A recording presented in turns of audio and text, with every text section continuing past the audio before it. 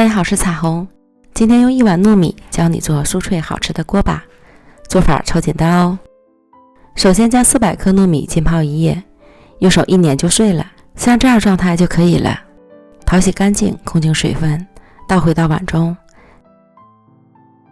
加入适量葱花、5克盐、3克孜然粉、1克十三香、5克玉米淀粉，翻拌均匀。将所有食材混合好之后静置10分钟，锅中油温烧至60%热。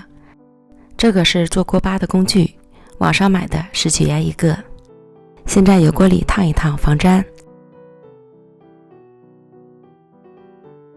然后放上1层糯米铺平，并稍微按一按，放入油锅中。这时要改中小火，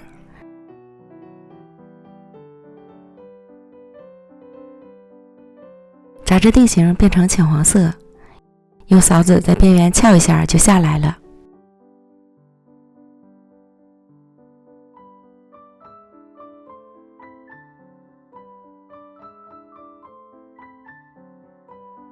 事实证明，模具中有1层油再放米，这样会更容易脱模。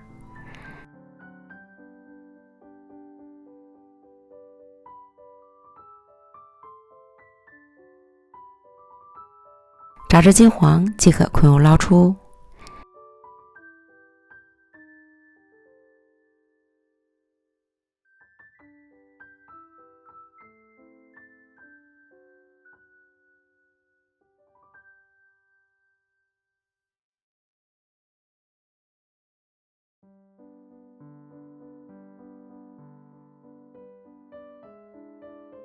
这样咱们的糯米锅巴就做好了。看，特别酥脆，吃起来越嚼越香，特别像小时候农村大铁锅里烧出来的锅巴。这里需要注意的是玉米淀粉的添加量，它起到粘合的作用，加少了会散，加多了会硬，所以用量一定要把握好。喜欢的朋友就赶快试试吧。